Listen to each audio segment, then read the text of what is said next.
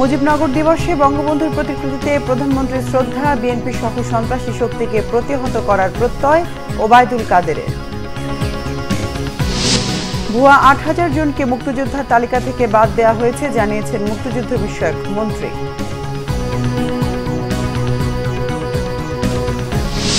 দেশে ত্রাসের রাজত্ব কায়েম করেছে আওয়ামী লীগ, অভিযোগ আমির খসরুর। সরকারের বিরুদ্ধে আন্দোলন চলবে।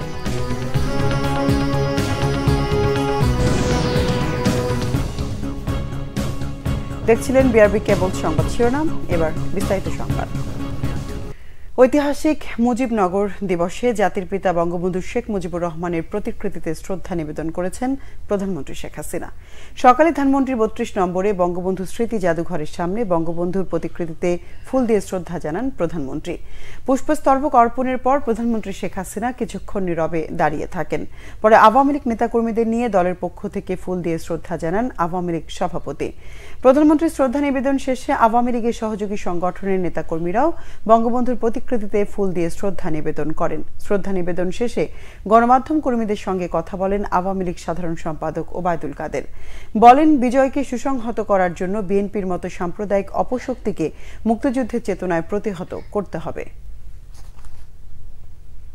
বিএনপি সহ স্বাধীনতা বিরোধী সন্ত্রাসী শক্তি সকল অপশক্তিকে, যারা আমাদের বিজয়কে সংহত করার পথে প্রতিবন্ধক, এদের আমরা পরাজিত করব, পরাভূত করব, প্রতিহত করব এবং আমাদের লড়াইকে আমরা এগিয়ে নিয়ে যাব বিজয়ের স্বর্ণ তোরণ অভিমুখে।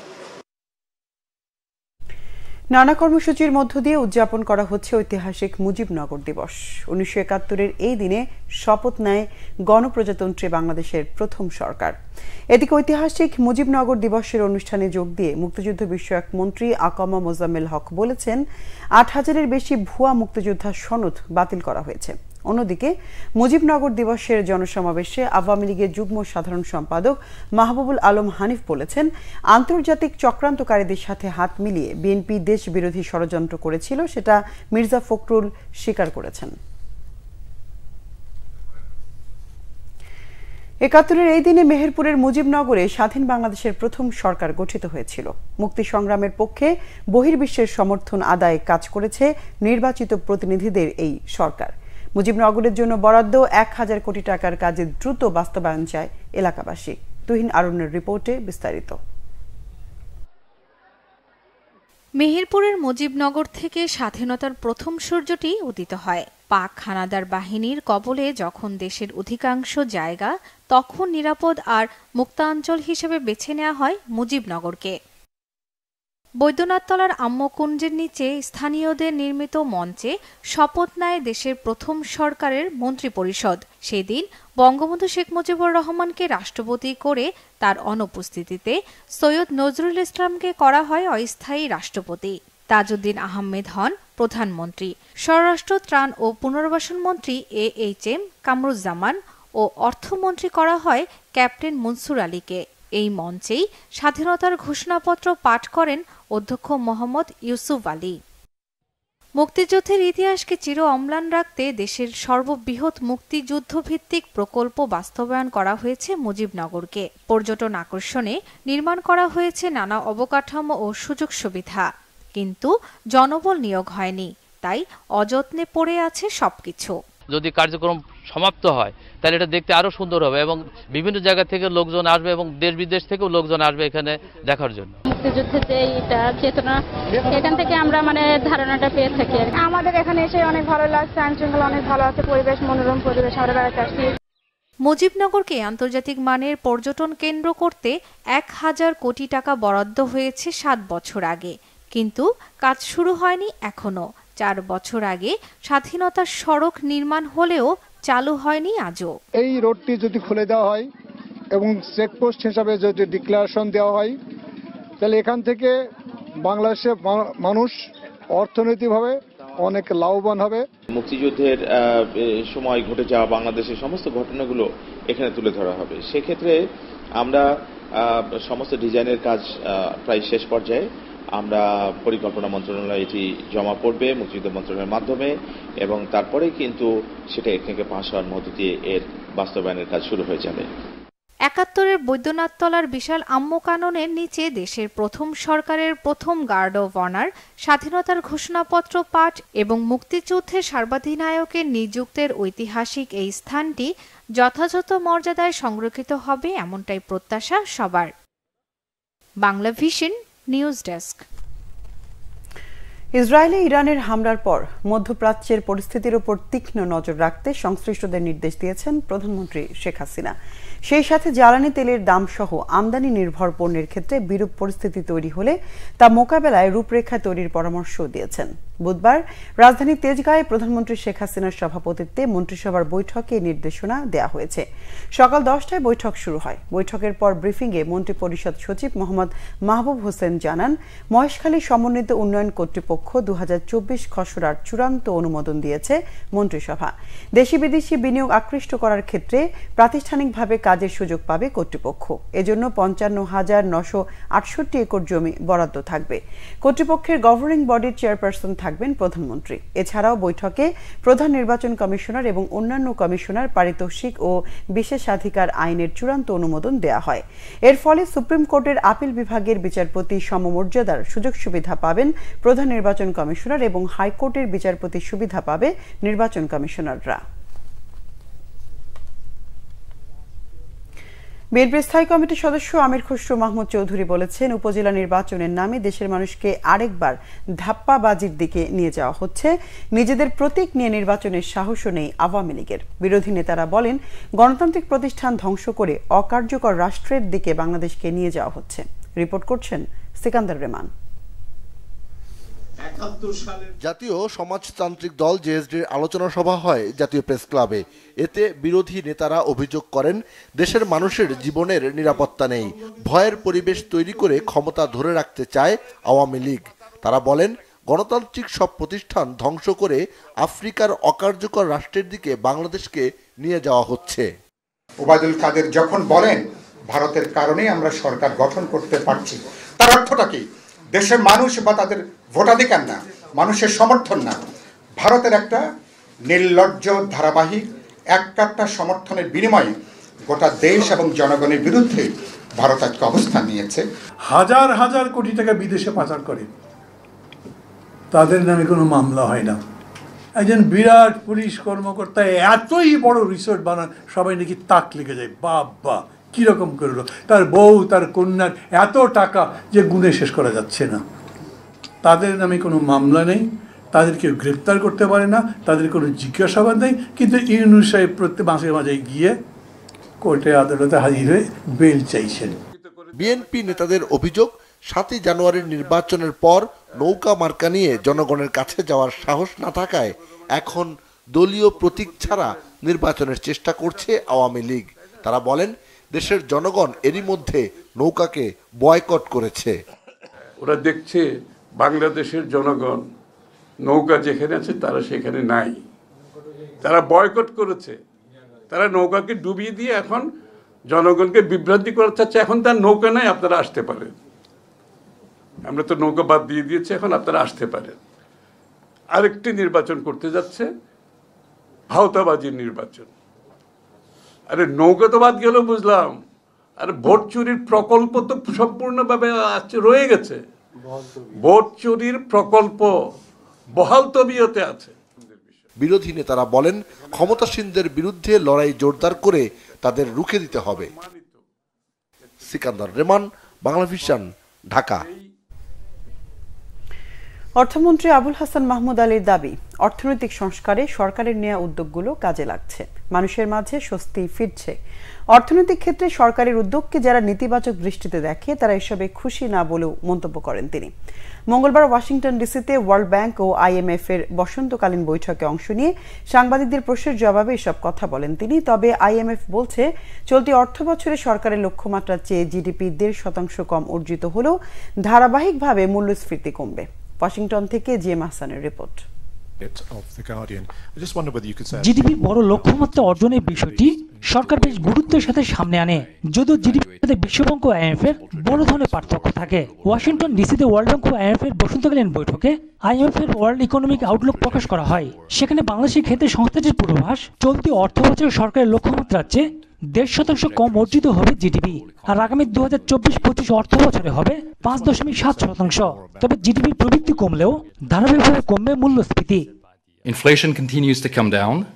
Median inflation will decline from 4% at the end of last year to 2.8% by the end of this year and 2.4% at the end of 2025. And most indicators continue to point to a soft landing.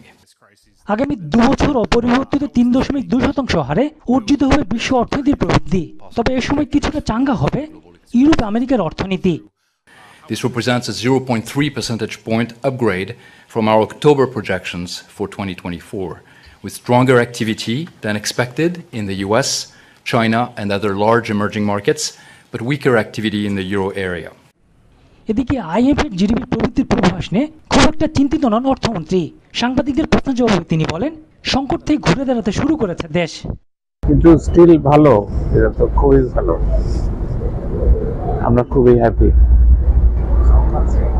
ইয়ে করছি না আমরা, ওই যে যেভাবে নিচে যাচ্ছিল সেখান থেকে তো উঠে এসছি। আমি তো বলেছি যে আমরা ওই আর মানে আমরা রিকভার করছি। মানুষের মধ্যে স্বস্তি ফিরলেও যারা নেতিবাচক দৃষ্টিতে দেখেন তারা খুশি নন বলে মন্তব্য করেন অর্থমন্ত্রী। We are coming back on track, যেগুলো করা দরকার আমরা সেগুলোই করছি এবং একটু আস্তে আস্তে রেসপন্ড করবে, একটু রাতারাতি করে না। মানুষ আরো স্বস্তি পাবে কিনা সামনের দিকে, এটাই জানতে চাই। হ্যাঁ, নিশ্চয়ই পাবে, অলরেডি পাওয়া উচিত, মানুষ তো পাচ্ছে। এইটা তো যারা ইয়ে মানে শুধু নেতিবাচক দৃষ্টি দিয়ে দেখে তারা খুশি না। অর্থনৈতিক উত্তরণের ধারা নিয়ে সন্তোষ প্রকাশ করেন অর্থমন্ত্রী। চলতি অর্থ বছরে সরকারের প্রবৃদ্ধি লক্ষ্যমাত্রা 7.5%। আইএমএফ বিশ্বব্যাংকের বসন্তকালীন বৈঠকে আইএমএফ পূর্বাভাস দিচ্ছে বাংলাদেশ প্রবৃদ্ধি অর্জিত হবে 6%, যা আগামী অর্থ বছরে আরো কমবে। যদি অর্থমন্ত্রী বলছেন বাংলাদেশের প্রবৃদ্ধি নিয়ে চিন্তার কিছু নেই। গোলাম মনিরুল হাসান, বাংলা ভিশন, আইএমএফ সদর দপ্তর, ওয়াশিংটন ডিসি। জাতীয় অভিযোজন পরিকল্পনা বা ন্যাপ নিয়ে দেশে প্রথমবারের মতো আন্তর্জাতিক কনফারেন্সের আয়োজন করেছে পরিবেশ, বন ও জলবায়ু পরিবর্তন মন্ত্রণালয়। আগামী 22 থেকে 25 এপ্রিল এই কনফারেন্স অনুষ্ঠিত হবে। এই উপলক্ষে আয়োজিত সংবাদ সম্মেলনে মন্ত্রী সাবির হোসেন চৌধুরী জানান, ন্যাপ গৃহীত ব্যবস্থাপনায় 2050 সালের মধ্যে $230 মিলিয়ন ব্যয় হবে।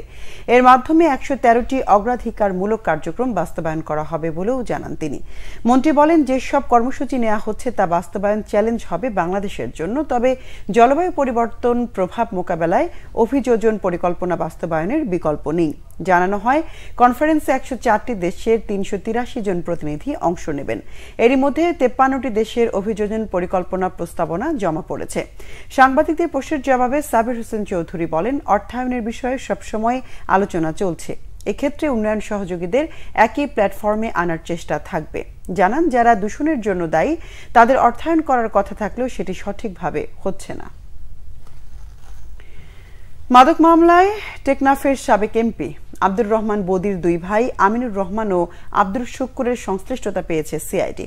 বুধবার দুপুরে রাজধানীর মালিবাগে সিআইডি কার্যালয়ে সংবাদ সম্মেলনে এমন তথ্য দেন সংস্থাটির প্রধান ও অতিরিক্ত আইজিপি মোহাম্মদ আলী মিয়া।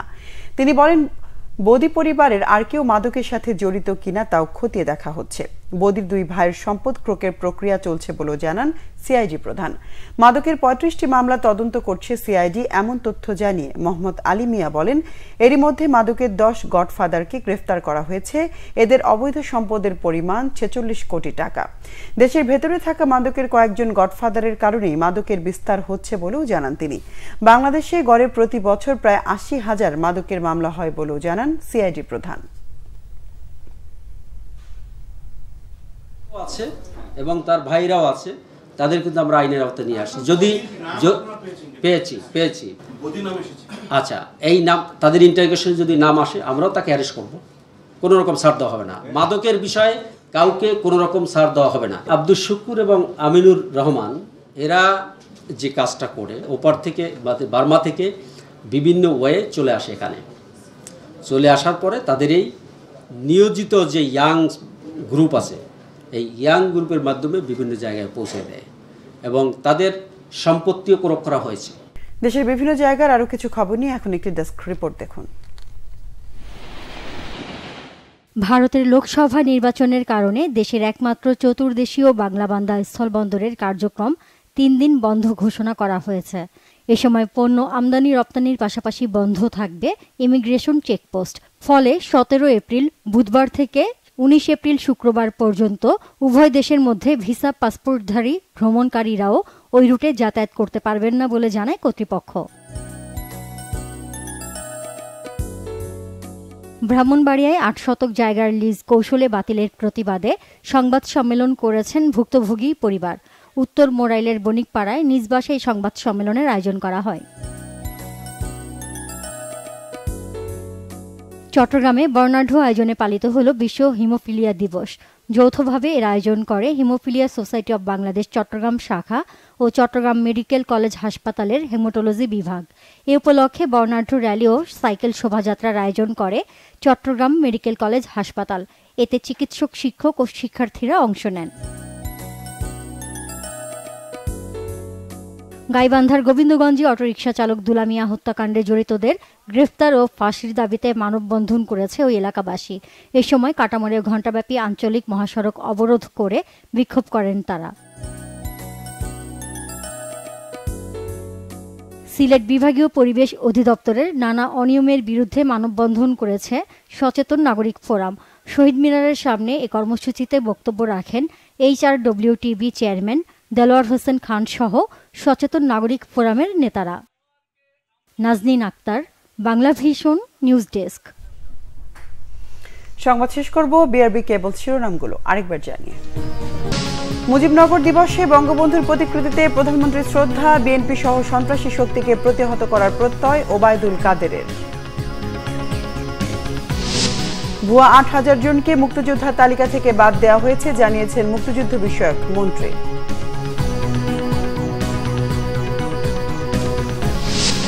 দেশে ত্রাসের রাজত্ব কায়েম করেছে আওয়ামী লীগ, অভিযোগ আমির খসরুর। সরকারের বিরুদ্ধে আন্দোলন চলবে।